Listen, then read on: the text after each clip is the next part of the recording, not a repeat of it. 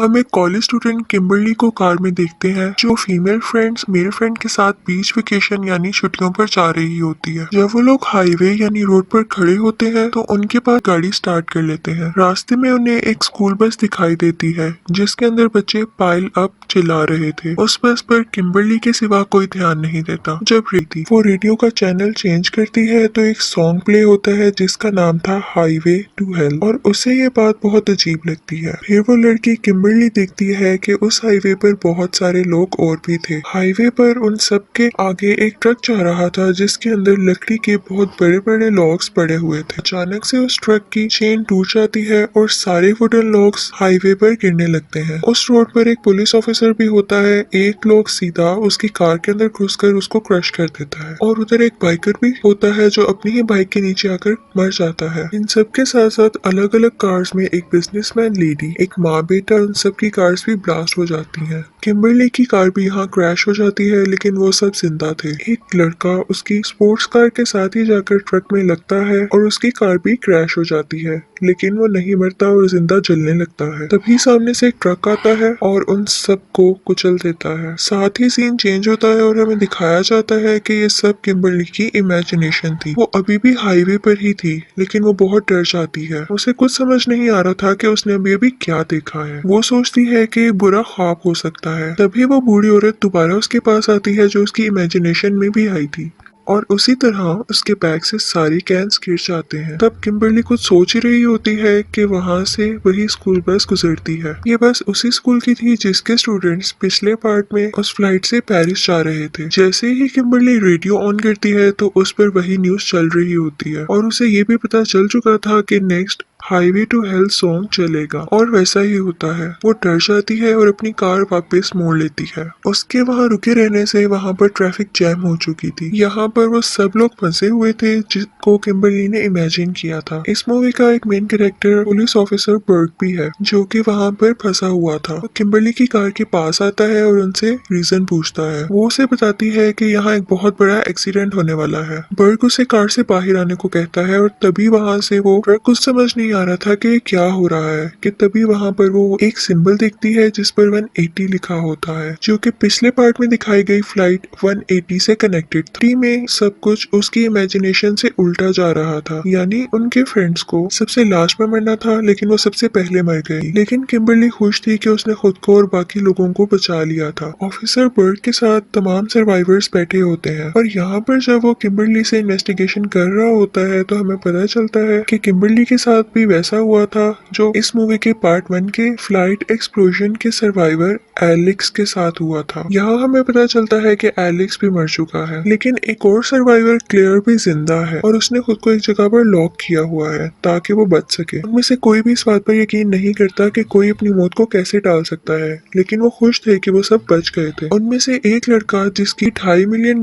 की लॉटरी निकली थी वो बहुत सारी शॉपिंग करके अपने अपार्टमेंट में चला जाता है। वो देखता है कि उसके पैन में कुछ पुराने नूडल्स पड़े हुए थे। उन्हें खिड़की से बाहर फेंकता है और अपने लिए कुछ नया बनाने लगता है। वो फ्रिज से चाइनीज फूड निकालता है कि तभी उसकी फ्रिज पर लगी हुई एक मैग्नेट उसके फूड में गिर जाती है। वो बिना देखे उसे माइक्रोवेव में रख देता है। वो साथ में पैन पर भी कुछ फ्राई कर रहा था। इसी दौरान वो अपनी गोल्ड की वॉच पहनकर उसे देखकर खुश हो रहा होता है और साथ ही अपनी गोल्ड की रिंग को भी पहनकर देखने लगता है तो साथ ही माइक्रोवेव में स्पार्क हो जाता है। उसके हाथ से वो रिंग सीधा सिंक में गिर जाती है। वो उसको पकड़ने के लिए जल्दी से सिंक में हाथ डाल देता है लेकिन उस गोल्ड वॉच की वजह से उसका हाथ बाहर नहीं निकल रहा होता। लेकिन उसी दौरान माइक्रोवेव में शॉर्ट सर्किट हो चुका था और पैन में भी आग लग चुकी थी। वो अपनी तरफ से एक कपड़े से आग बुझाने की कोशिश करता है लेकिन इसकी वजह से पूरे घर में आग फैल जाती है। वो किसी तरह करके अपना हाथ सिंक से बाहर निकाल लेता है और जब देखता है तो उसके रूम की सारी खिड़कियां बंद हो चुकी होती हैं। वो विंडो तोड़कर बाहर निकल आता है। जैसे ही वो सीढ़ी से नीचे उतर रहा होता है तो उसके रूम में ब्लास्ट हो जाता है। वो सीढ़ी से नीचे उतरने की कोशिश करता है लेकिन वो जाम थी। काफी कोशिश करने के बाद वो खुल जाती है और वो नीचे उतर आता है। वो वहां से जाने ही लगता है कि उसका पाँव उसी के फेंके हुए नूडल्स के ऊपर आ जाता है और वो जमीन पर गिर जाता है और तभी ऊपर फंसी हुई लेडर सीधा उसकी आंख में आकर गिरती है। इससे उसकी डेथ हो जाती है और ये काफी पेनफुल सीन था। दूसरी तरफ ऑफिसर बर्ट दिखाया जाता है जो फ्लाइट 180 के सर्वाइवर्स पर रिसर्च कर रहा था।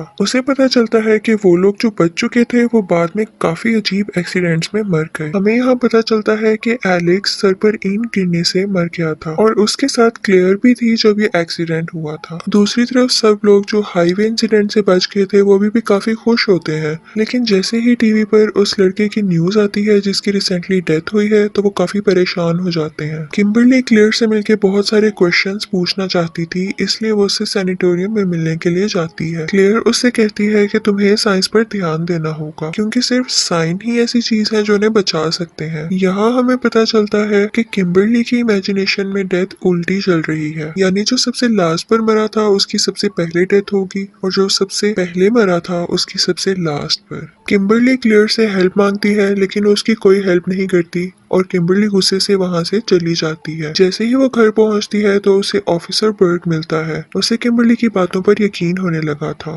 फिर किम्बरली देखती है कि विंडो के बाहर पिजन्स हैं और वो इस साइन से जान लेती है कि अगला नंबर उस माँ बेटी का है।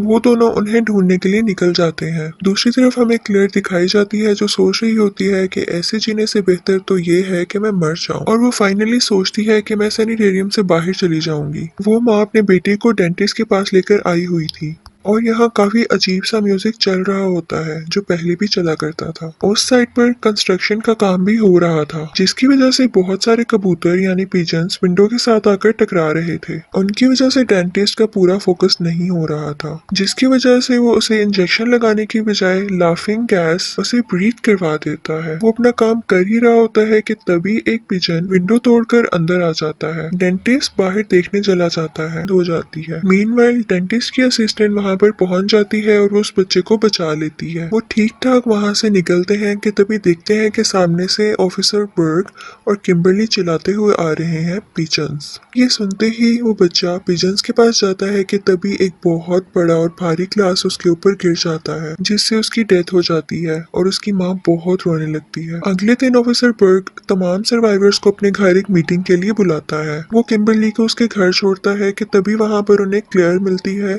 और वो उसको एक आदमी के पास लेकर जाती है जो उसे गाइड कर सकता था।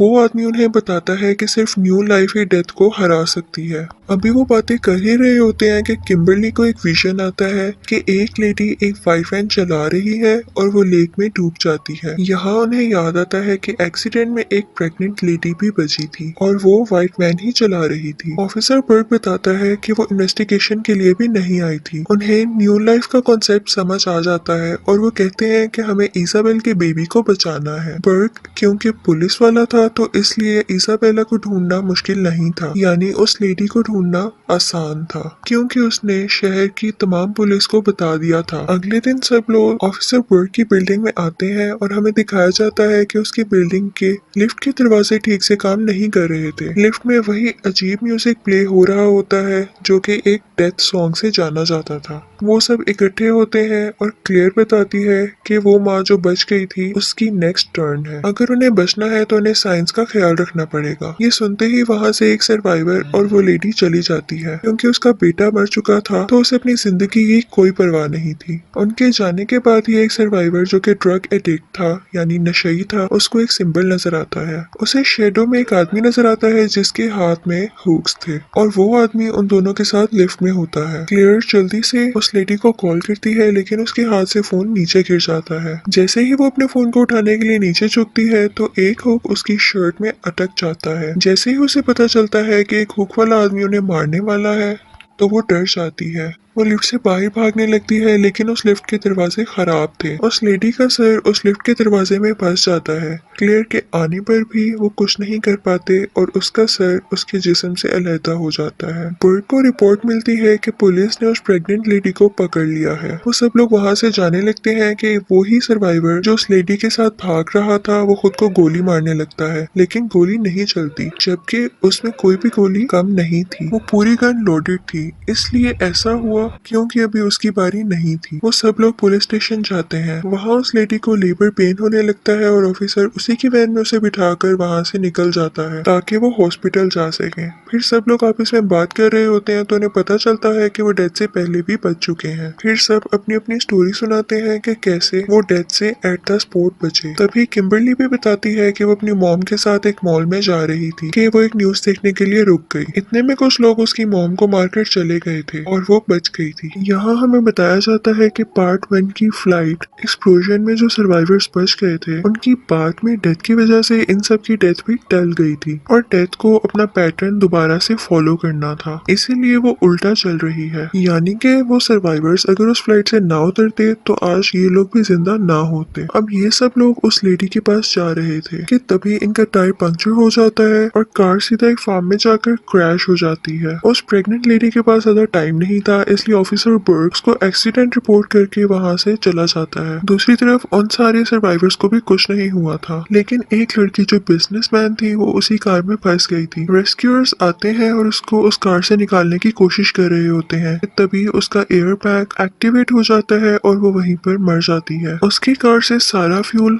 निकलकर इर्द गिर्द फैल चुका था। इसी दौरान उसके हाथ से सिगरेट गिरती है और उसके इर्द गिर्द आग लग जाती है, जिसकी वजह से उस कार का भी ब्लास्ट हो जाता है और ब्लास्ट होने की वजह से उस सर्वाइवर जो कि ड्रग एडिक्टर था उसके बॉडी पार्ट्स भी अलग हो जाते हैं। अब सिर्फ 3 लोग बचे थे जो कि फाइनल सर्वाइवर्स थे, उनमें किम्बरली, बर्ग और क्लेयर थे। वो उस प्रेग्नेंट लेडी को लेकर हॉस्पिटल जा रहे होते हैं कि किम्बरली को फिर से विजन्स आते हैं कि एक डॉक्टर उस लेडी को मार देगी। वो लोग हॉस्पिटल पहुंच जाते हैं। वहाँ पर एक सर्वाइवर जो कि एक्सीडेंट में इंजर हुआ था, क्लेयर उसको देखने के लिए जाती है और अब उसकी बारी भी आ चुकी थी क्योंकि उसके ऑक्सीजन सिलेंडर की पाइप निकल चुकी थी। फिर जिस डॉक्टर के बारे में किम्बरली को विजन आया था कि वो उस लेडी को मार देगी, वो दोनों मिलकर उसे रोक लेते हैं और उधर उस लेडी का बेबी इस दुनिया में आ जाता है। वो दोनों काफी खुश थे क्योंकि एक न्यू लाइफ आ चुकी थी। वो ये न्यूज जाकर क्लेयर को देते हैं कि तभी किम्बरली को दोबारा से विजन आता है कि वो लेडी जिसका अभी बेबी हुआ था वो उस एक्सीडेंट में मरने ही नहीं वाली थी, यानी उन लोगों ने कुछ भी नहीं बदला था। क्लियर जल्दी से उस इंजर्ड सर्वाइवर के रूम में जाती है, लेकिन जैसे ही वो दरवाजा खोल देती है